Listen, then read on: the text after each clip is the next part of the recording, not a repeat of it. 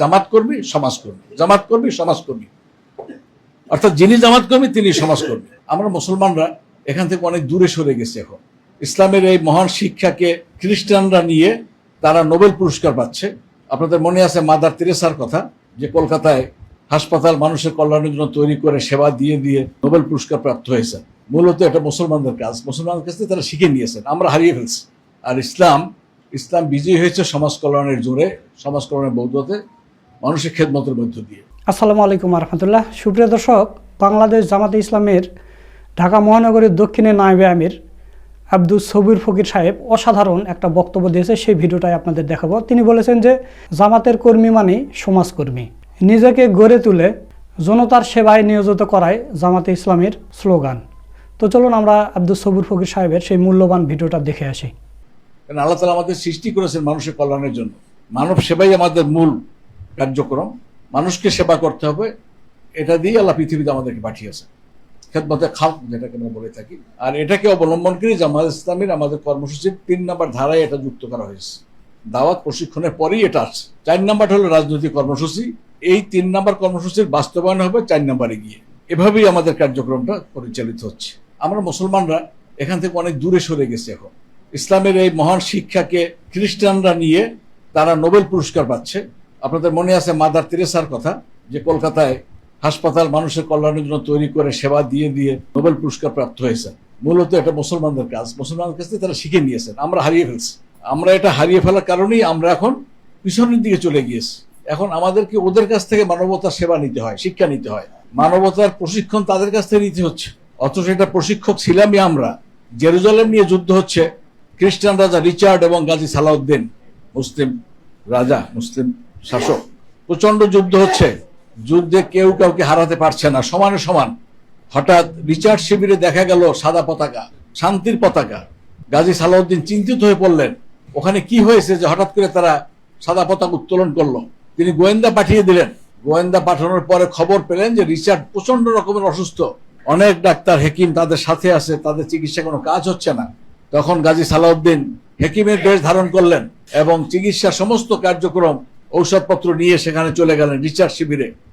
ছদ্মবেশে রাজা রিচার্ডের সেবা করলেন, তাকে সুস্থ করলেন। প্রধান শত্রু জেরুজালেম দখল করতে আসছে, তার সেবা করে সুস্থ করেছে। যখন বিদায়ের পালা আসলো, তখন রিচার্ড বললেন যে হে মহাজন, আপনি কে? এই বিদেশ বিভয়ে যেখানে আমার শত্রু চারিদিকে, আমাকে সেবা করে সুস্থ করলেন। তখন গাজী সালাউদ্দিন তার ছদ্মবেশ সরিয়ে দিলেন, পরিচয় দিলেন, আমি গাজী সালাউদ্দিন। রিচার্ড তাকে বুকে জড়িয়ে ধরলেন, বললেন যে আপনার সাথে আর কোনো যুদ্ধ নয়, আমি দেশে ফিরে যাচ্ছি। জেরুজালেম মুক্ত হলো। এটাই তো আমাদের শিক্ষা, এটাই ছিল আমাদের শিক্ষা। এটার কল্যাণই আমরা আজকে এখানে যারা আসছেন, যদি একটু দেখাই আপনাদেরকে, তাহলে বুঝতে পারবেন যে ঘটনাটা কি ঘটছে। ঢাকা ৪ এবং ৫ আমাদের ৫ আসন বিজয়ীর আসন, তাই না?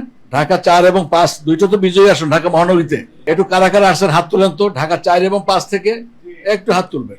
দেখেন, তাহলে এই পরিমাণ লোক যদি ৪ এবং ৫ হয়, তাহলে বাকি পুরো মহানগরীতে কয়জন আছেন? এবং থানা ধরে ধরে যদি জিজ্ঞেস করি, দেখা যাবে কোনো কোনো থানায় নাই। তাহলে আমাদের শুধু সাংগঠনিক কাজ টিসি টিএস করলেই হবে না, সাথে সাথে এই কার্যক্রমে আমাদেরকে অভ্যস্ত হতে হবে।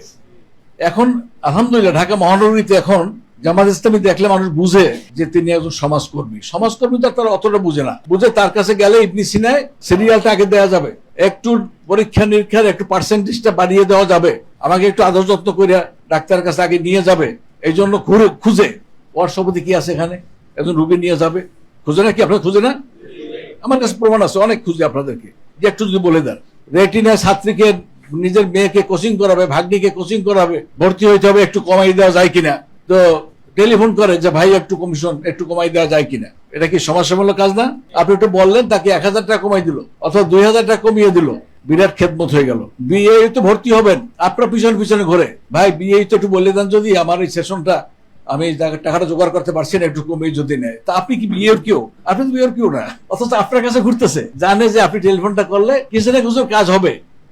ওখান থেকে একটু যদি ডক্টর আব্দুল মান্নান ভাইকে বলে দেওয়া যায়, অথবা ডক্টর মোবারককে একটু বলা যায়, অথবা শামসুর রহমানকে বলা যায়, তাহলে 500 টাকা 1000 টাকা কমাইলেও খুব খুশি হয়ে যায়। 1.5 লক্ষ টাকা বিল হয়েছে ইবনে সিনায়, একটু আপনি টেলিফোন করার কারণে 10,000 টাকা কমাইস অথবা 5,000 কমাইস, এই রোগীর আত্মীয় স্বজন এত পরিমাণ খুশি, মনে হয় যেন আকাশের চাঁদ হাতে পেয়েছে। আরে বাপরা, 10,000 কমাই দিল। তো যিনি 1,50,000 দিতে পারেন, সে 1,40,000 দিবেন, ওই 10,000 দিতে পারতেন না? পারতেন। কিন্তু মানুষের একটু কমানোর যে চাহিদাটা, এইটা পূরণ করার জন্য মানুষ খুশি হয়ে যায়। এবং এই খুশি হওয়ার পরিবর্তে যে দোয়াটা আসে, সেই দোয়াটা আপনি লাখ টাকা দিয়েও কিনতে পারবেন না। সেই দোয়াটা লাখ টাকা দিয়েও কেনা যায় না।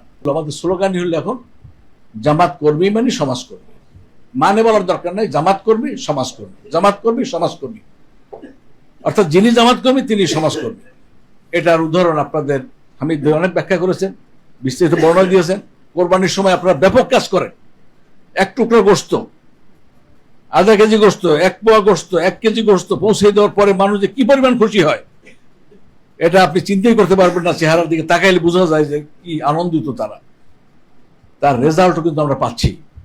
এই জন্য যে অঞ্চলে এখন এই সমাজকর্মী ট্রেনিং হয় নাই, এখন বেছে বেছে আমি কর্তৃপক্ষকে অনুরোধ করব যে কোন থানার কত ডাটা আছে, সেই ডাটা অনুযায়ী এখন এইদিকে নজর দেওয়া দরকার। কেন সব আসনগুলোই তো আমাদের, ঢাকার আসনগুলো বিজয়ী হলেই আমরা সরকার গঠন করতে পারবো ইনশাআল্লাহ। সিটি কর্পোরেশন নির্বাচনে মেয়র নির্বাচিত হলেই আমরা সরকার গঠন করতে পারবো ইনশাআল্লাহ। কারণ আপনি আল্লাহ তাআলা এমনি এমনি দিবেন না, দিবেন গম বরাদ্দ করবেন, অন্য কাউন্সিল হাতে যাবে, সে মারিয়ে দেবে, সব বদনাম হবে জামাত ইসলামী। যে মেয়র জামাত ইসলামী টাকা মনে হয় বলবে যে মেয়র সাহেব রেখে দিয়েছে অর্ধেক, অমুক রেখে দিয়েছে অর্ধেক, এভাবে বলবে। এই জন্য সৎ নেতৃত্ব, যেটা আমরা যেমন সৎ নেতৃত্বের প্রচেষ্টা চালাচ্ছি, সৎ নেতা নির্বাচিত হবে, সততার সাথে তিনি মানুষের অধিকার, তার প্রাপ্য তার ঘরে পৌঁছে দিবে, সেই কাজটাই বাংলাদেশ জামাত ইসলামী করছে। এবং আমরা বিভিন্ন নামে এই কার্যক্রমগুলো পরিচালিত করছি। আমাদের যে ভিশন, সেই ভিশন বাস্তবায়ন হলেই আমরা ওই জায়গাটা বুঝতে পারবো। সেজন্য আপনাদের অত্যন্ত আন্তরিকভাবে সহযোগিতার হাত বাড়াতে হবে। অনেক ব্যস্ত আমরা, ঢাকা শহরে কাজ করতে হয়, ব্যবসা করতে হয়, চাকরি করতে হয়, অনেক ব্যস্ত। সেই ব্যস্ততার মধ্য থেকেও এই অংশটাকে আমরা বাদ দিতে পারবো না। সমাজের অবহেলিত, নিপীড়িত মানুষের পাশে আমরা দাঁড়াবো। দাঁড়ালেই দেখা যেটা হয়, যেটা আমরা করোনাকালীন সময় আওয়ামী লীগ বিএনপির লোকেরা থান্ডার্ড হয়ে গেছে, যে এই সময়ও তারা অক্সিজেন সিলিন্ডার নিয়ে নিয়ে বাড়ি পৌঁছে দিচ্ছে। মারা যাওয়ার পরে এর দাফন কাফনের ব্যবস্থা জামাত ইসলামের লোকেরা করছে, এটা প্রমাণিত হয়ে গেছে। এখন ওটা ব্যাখ্যা করা লাগে না। এখন আর আপনি গিয়ে দাঁড়াইলেই বোঝে যে উনি জামাতের লোক। এই একটা চমৎকার পরিবেশ তৈরি হয়েছে আলহামদুলিল্লাহ। সেই ক্ষেত্রে আপনাদের আরো উদ্যমী, আরো উদ্যোগী, আরো সাহসিক ভূমিকা পালন করার আহ্বান জানিয়ে, এবং সুশৃঙ্খলভাবে যাতে আমরা এই কার্যক্রমকে এগিয়ে নিয়ে যেতে পারি, এবং মূল টার্গেট যেটা মানবতার সেবা, মানবতার কল্যাণ, অর্থাৎ আল্লাহর পক্ষ থেকে যে আমাদের দায়িত্ব, শিক্ষা, চিকিৎসা, বাসস্থান, বস্ত্র, এগুলো মানুষের মৌলিক অধিকার। সেই মৌলিক অধিকারগুলো আমরা মানুষের দোরগোড়ায় পৌঁছে দিয়ে বাস্তবায়ন করার ক্ষেত্রে আমরা ভূমিকা রাখতে চাই। আপনারাও এর সাথে সাথী হবেন এবং সামনের কার্যক্রমকে এগিয়ে নেবেন, এই কথা বলি। সবাইকে ধন্যবাদ জানিয়ে আমার কথা শেষ করছি। আসসালামু আলাইকুম রহমতুল্লাহ। সুপ্রিয় দর্শক, আপনারা জামাত নেতা আব্দুস সবির ফকির সাহেবের ভিডিওটা দেখলেন, তো তার কথাগুলো আপনাদের কাছে কেমন লেগেছে? যদি ভালো লাগে ভিডিওটা শেয়ার করবেন। সকলকে ধন্যবাদ।